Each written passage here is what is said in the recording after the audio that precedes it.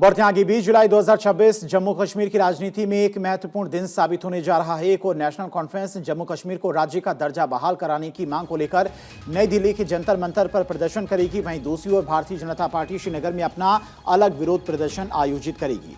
जम्मू कश्मीर के मुख्यमंत्री उमर अब्दुल्ला और नेशनल कॉन्फ्रेंस के अध्यक्ष डॉक्टर फारूक अब्दुल्ला नई दिल्ली पहुंच चुके हैं। 20 जुलाई को वे जंतर मंतर पर पार्टी के विधायकों, वरिष्ठ नेताओं और कार्यकर्ताओं के साथ में प्रदर्शन का नेतृत्व करेंगे।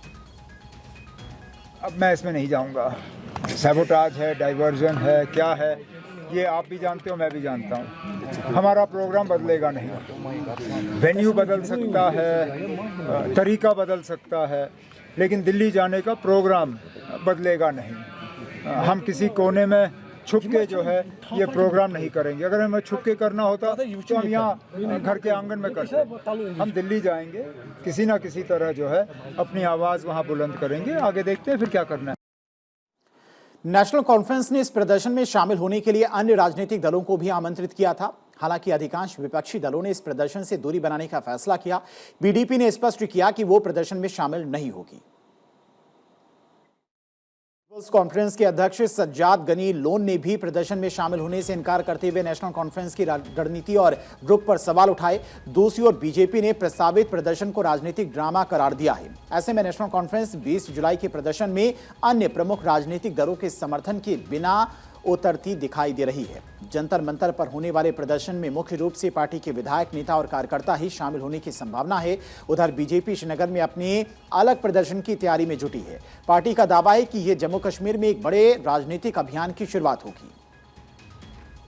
ज़ुएब साहब, नेशनल कॉन्फ्रेंस स्टेटहुड को लेकर अपने विधायकों के साथ जंतर मंतर पर प्रोटेस्ट कर रहे हैं। आपको हुक्म जो इनविटेशन है वो दी गई है, तो क्या आप नेशनल कॉन्फ्रेंस के इस प्रोटेस्ट को जो है वहां पे पार्टिसिपेट करेंगे? देखिए, नेशनल कॉन्फ्रेंस के जो इस प्रोटेस्ट में हमने डिसाइड किया है, हमारी पार्टी प्रेसिडेंट ने डिसाइड किया है after having consultation with all the senior leaders that we are not going to protest. इसलिए क्योंकि ये जो प्रोटेस्ट है वो एक हिसाब से एडवांस में इताअत करना है। There is something called as obeying in advance. तो उस चीज के लिए ये प्रोटेस्ट है।